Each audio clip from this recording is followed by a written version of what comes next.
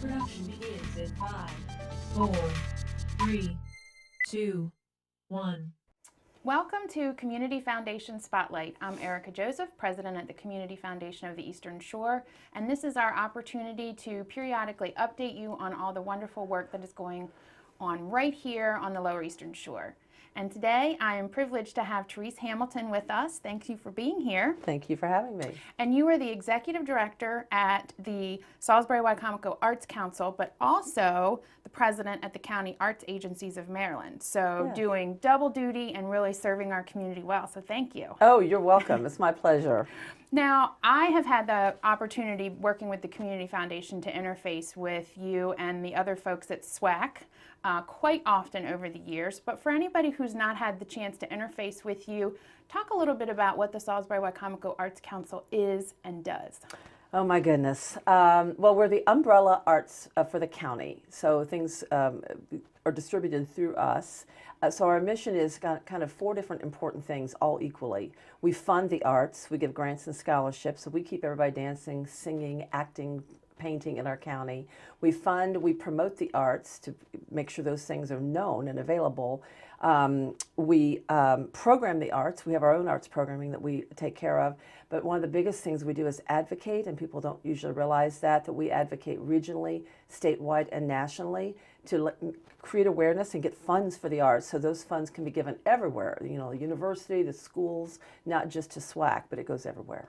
And you're located downtown, so Yes. if somebody wanted to come by and introduce themselves or learn more about you, how would they find you? Oh, we would love that. We're above Season's Best Antique Store, which is a plethora of fun. So if you're going there for the antique store, just look upstairs and there's more art. We are in a loft, an arts loft upstairs above there. Yeah, great space with a lot going on. Yes. Now, how long? I know that you came to the Arts Council. You've been there for quite some time, but the Arts Council was there before you. So talk a little bit about how it came to be and how you've made your mark on it during your time there. Oh my goodness, it's so exciting.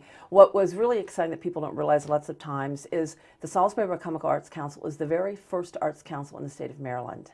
In fact, we could venture to say there may not even be other arts councils to this day had it not been for SWAC. It had nothing to do with me, long time ago. But then all the other arts councils formed after that. Each county became one, and actually the Maryland State Arts Council formed after SWAC and used us as a model. So it's very, very interesting. And how it happened was one summer evening, Sue Hess and 4 or 5 arts enthusiasts sat around her kitchen table and said something has to be done for the arts. That was in 1967. So the really big news that we're very excited about is in June we come up on our 50th anniversary. Wonderful. So for 50 years we've been bringing the arts to the people and bringing the people to the arts. And it certainly does. You know, at the foundation, one of the things we like to say is that we fund from the arts to the zoo and everything in between, because it really is that diversity of programming and services and everything that happens at the nonprofit level. And those partnerships that really make a community whole and give you all of the quality of life plus all the essential services that you need. So absolutely. Thank you for doing your part with SWAC. Oh, you're welcome. Now, do you have any big plans in place that you can share or like tease us with about your 50th anniversary, or is that still under wraps for now? It is under wraps, but I will tease you to say that we definitely have a luncheon every year, and we have it at SU, and this year it is going to be June 13th. We call it Let's Do Lunch Arts, and this year our theme is 50 Shades of SWAC, and we're going to be celebrating our 50th anniversary, and we're hoping for some special guests. But it's a great time anyway, and then we'll be having another celebration in November, and then throughout the year we'll tie in our 50th with other things that we do. Now, I mentioned at the top of the program, I'm with Therese Hamilton, and she's here with us on behalf of the Salisbury-Wicomico Arts Council, but also you're a state liaison and president of the County Arts Agencies of Maryland. Now, that role and sort of that interfacing with all of the counterparts in counties throughout the state, you know, what value does that bring to our local organization, and how can you sort of expand the reach of Wicomico County throughout the state? Oh, well, thank you. Yes, it's pretty exciting. In Maryland, in fact, for those that are born and raised in Maryland or people that have moved here, you can be very proud of the fact that Maryland is a great state for the arts. each county has an arts council, and there are some states that have done away with their arts funding altogether. So we're very fortunate here. So those counties get together, and we advocate on national and state levels. Like we went to Annapolis in February, and there's like 500 people strong, talking to the governor, talking to our legislators, letting them know how important the arts are, which eventually caused Maryland to be the 4th leading state in the nation for arts funding, with a historical high of $23 million given to us last year. Now, again, that money goes everywhere. It's not just to the arts councils. So what we call County Arts Agencies of Maryland, we initiate to say, abbreviate to say CAM, As president, I'm involved. Like we have a meeting next Wednesday. I had to put together the meeting and get the counties together, and we form our plan. We advocate, and we come up with we have a plan in place. So when those legislators decide to give us money that we're asking for, they can feel confident and assured there is already a vehicle in place. Each county will distribute those funds and manage those funds in the appropriate way. So it's safe to give money to arts in Maryland because it can. So that confidence and also that one voice. So, very important and we see that collaboration right here in our own lower shore communities as well, that the organizations spend a lot of time working together to try to, advance those common goals. Yes. You had mentioned that, one of the things that you have coming up for your 50th anniversary is an event, but I know you do events throughout the year to friend raise, to have fun, and to fundraise. And so, if somebody's just learning, and I know that you cross this broad spectrum in the arts, so everybody has this image of, maybe painting or singing, but it's so much more, in the diversity that you encompass at SWAC. But if somebody wants to get involved, how do they find out more about those opportunities and give us a taste of what some of those look like? Yes. Well, one thing, they can just become a member, and it's very simple, very nominal fee. Like for a senior citizen, it's $25 a year. For an individual, it's $40. They go to our website, getswac.org, or contact us for a brochure. They can just become a member, and they'll get an Accent magazine mailed to them 4 times a year, and many of other benefits. They can be a business sponsor where they say, we believe in the arts, we want to help you have your events, or they can just be a donation. Or the one thing everybody can do is just come to our events. They're so much fun. That's one of the greatest things about working in the arts, is we just have a great time all the time. We have a big festival coming up in April that I'll tell you about in a few minutes. So people can come out and enjoy the events. We usually have a gala, we have the luncheon, we have Classics for the Cause, which are students in the community producing an event and performing an event for the arts, because the arts are an economic and academic engine. I think sometimes people think, oh, this is a nice luxury to go to a play. Wouldn't that be fun? It's way more than that, because the arts produced prosperity for our economy. People eat out in restaurants when they go to a play. They buy souvenirs. They stay in hotels. And it's a proven fact that students have higher test scores and grades. They're strong character. Their truancy is down. They don't ditch school because they have a sense of belonging. So you're producing tomorrow's leaders and filling your pockets. It doesn't get any better than that. So that's the reason to support the arts. It's much more than just something fun to do. And, certainly a great first, interaction with SWAC, if they've not connected in the past, is just to, be part of one of those events and get to know what all the opportunities are. You mentioned your newsletter, wonderful, sort of piece to help you stay tuned in, because everyone lives in such a fast-paced world that what I always find myself doing is missing things. So Yes. I realize that something happened when I see it on Facebook, or when I hear a friend say, oh, I went to this great, play or concert, and it's right here, and they're so easy to access. So Absolutely. I know by the time people are seeing this, potentially this might have passed, but you're getting ready tomorrow to embark on, I think, what is one of the most exciting things from the Community Foundation's perspective that you do, because it really highlights a wonderful partnership that we have in terms of helping to manage a number of different endowments that benefit artists in the community. Talk a little bit about what you'll be doing tomorrow and how that will impact people throughout our area. Yes, it's very exciting, and it's a great partnership with Community Foundation Eastern Shore. We so appreciate the work that you do for us.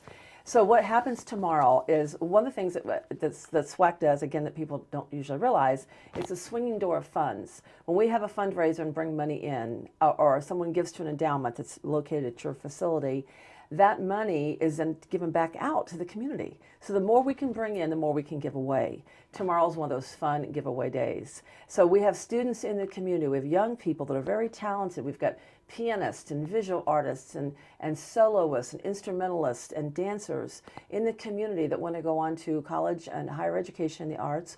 Or it could be a younger child that wants to go to band camp. Take dance lessons, get an instrument. So tomorrow, students are coming to our facility to audition for funds, and we have 12 judges lined up, and they'll come in. It's a very professional performance, and then we'll take the funds, the granting, the amount that's available to grant each year from some of our endowments housed at your facility, and those funds will be given to those students. And it's just a wonderful, but the sad part of it is, even though with all the help that you're giving us on all those funds, there's never enough funds for all the talent. I mean, we would like to see this grow to where every child that comes in there that wants to sing or wants to dance or wants to paint gets that opportunity. And it doesn't take a lot. It's not like it's thousands of dollars to give to a child, just a little bit. So we'll have to turn some away, unfortunately, tomorrow. But there'll be great talent and striving for the future for others to give. We also give grants to the community. You know, we fund the community players and the symphony and the SU gallery and many other things like that. So you've partnered with us. We do a grants program for local schools.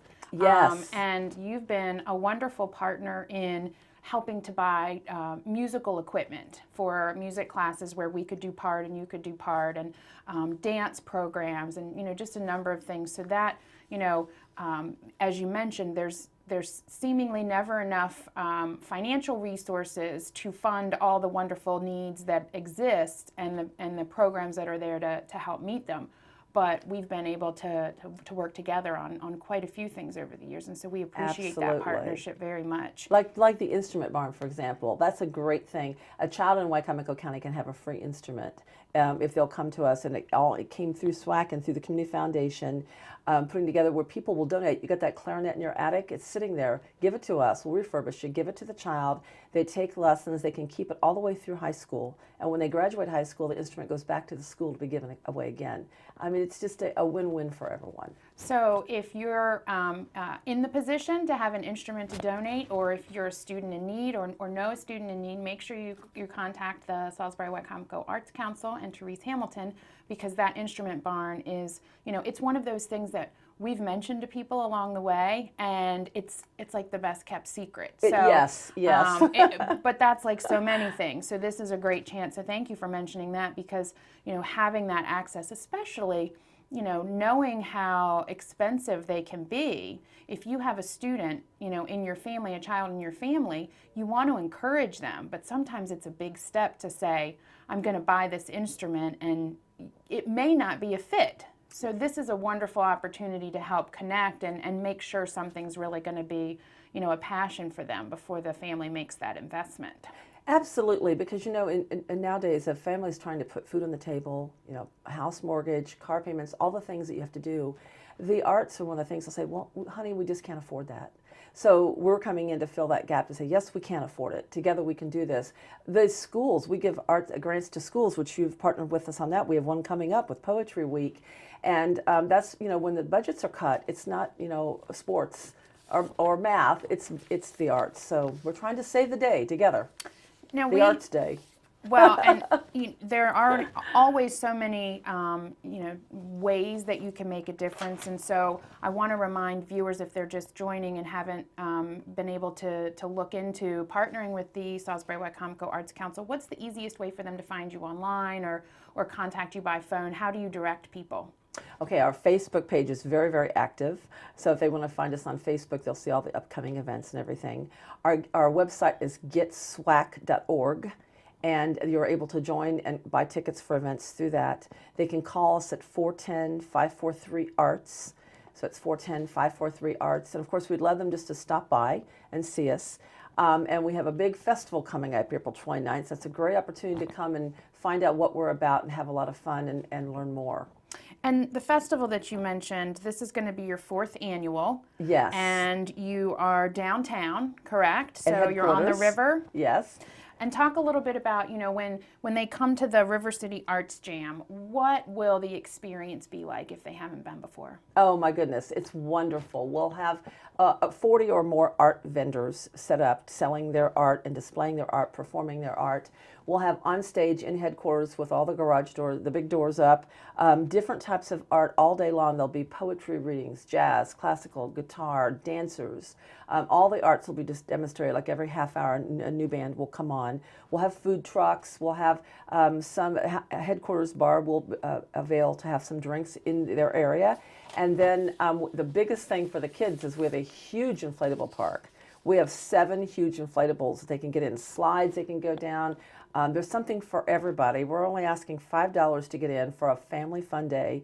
There's something everyone can find there. And this is our 4th year, and I will say the first 2 years we had a hurricane, both years, so they don't count. Last year was our 3rd year where it was very successful, so this year we're really expecting great success. We want everybody to come out and join us April 29th. The rain date is May 13th, Okay. just in case. Just in case. At headquarters for $5. It's a Saturday for a whole day of family fun. That sounds like a great opportunity to get connected. I want to revisit for just a moment because, we talked a little bit earlier in the program about the diversity of artists and arts that you promote and advocate for in our community. And you had mentioned that you do student support for a variety of those through funds that are held at the foundation. And I just wanted to mention, there are funds there that help with arts education. There are funds there that help for scholarships for students who are going on to higher education. There are funds there for visual arts and for music in particular. Also for some of those youth activities that you talked about. So if a student wants to go to a summer camp and the family might not have all the resources. So it really is this diversity of people coming together and sharing their passions and their arts. And, I want to just commend you for reaching out to that sort of next generation of artists in the community on top of all the things that you're doing with current artists. Oh, well, thank you for that. Well, we know that the artists and young people produces tomorrow's leaders. They have strong character and academic excellence, and they have a sense of belonging. They're not wandering around finding out what to do. So we know that they're going to lead us tomorrow. It's definitely an investment that we all benefit from. And there is in our council, I do want to say too, it's all the arts represented. It's a vocal, visual, culinary arts, even instrumental, dance. It's all the arts, literary arts. They're all important, and they all work together to make a beautiful world. Wonderful. And people can contribute to those funds at the foundation, Yes. but also at SWAC. So I would encourage that for anybody who has that passion and that ability to give. But I know that it's more than just the financial resources. Certainly, the fundraisers are important, the endowments are important, but you also need manpower. Yes, thank you. Like volunteers. For example, the festival coming up is basically, I have 2 part-time staff and myself, and it's basically 3 or 4 women. We're mighty, but Small but mighty, yeah, right? That's the right. nonprofit team. That's right. But we need help all year long. Like we need volunteers to help us move sandbags for the tents, and they can work the event. If they'll work for 2 hours, they get in free. So it's a lot of fun. It's a fun way to contribute. And we'll also give a letter to students for their career portfolio saying that they gave community service hours. And it looks really great when you're looking for a job to say, you cared about an arts council when you were in college. That's pretty impressive. So we'll be able to give back. We look for interns. So we need volunteers. We need board members. We need volunteers in the community to help us write grants, to help us create awareness and do what we're doing, because it's pretty wearing for a small staff. So thank you for mentioning that. Absolutely, because volunteers are so important. And you mentioned, it's that work part of setting up for an event and, being part of that, but it's also that professional component. Yes. It's, a nonprofit is a business, just like any other business, but Yes. your work is sort of community focused. So, Yes. all of the things that a normal business needs, a nonprofit needs, you are grant writing, but you're also, doing tax filings, and you're managing budgets, and you're doing marketing, and you're doing all those things that those professional and that expertise from members of the community can really go a long way in furthering your mission. Oh, absolutely. I always say, working for a nonprofit's a labor of love. I mean, that's really what it's all about. You do it because at the end of the day, how much better you feel. But the other joke in that is that we're a nonprofit and we're really good at it, you know? So that's not so good either. But yeah, and the community can just come, even if they just have a couple hours a month or once or twice a year, just contact us if you ever want to get involved with the arts. We have plenty of tasks and plenty of things that you'll love doing and feel good about yourself and help us survive for another great 50 years. Yeah, wonderful. So, yeah. Well, thank you, Therese. We have a couple of minutes left, and I'd love the opportunity because there's always something that I've forgotten to ask or that I want to revisit. So is there, if there was one message to viewers today who are learning more about the Arts Council or who are hearing about it for the first time, what would you like to say to them? Oh, thank you. I would just like to say, like, for example, next week I'll be going to Washington to advocate for the arts. I just would like people to broaden their horizons and realize that the arts are more than just, again, like I said earlier, a nice thing to do. That the arts are our very livelihood. When you think about it, Albert Einstein was a mediocre student until he began playing the violin. I mean, this is how it changes our world. And so what if in our world, we never saw a painting and we never heard a song and we never danced a dance and we lived in this box and we could eat and drink every day and we could go to work, but we didn't have any of the arts. There was no radio, there was no music, there was nothing. What would be the point? There is no point. The arts are the reasons for our existence. They're our vision for the future. They're the signature of a civilization. And we just want people to sign on and help us with that mission so that we can all be happier. Great. Well, thank you for your time today. I really appreciate the chance to catch up. Oh, you're welcome. I appreciate everything you do and for the Community Foundation. Thank you so much. Good handshake. Great community. You've been watching Community Foundation Spotlight. I'm Erica Joseph, and we will see you next time.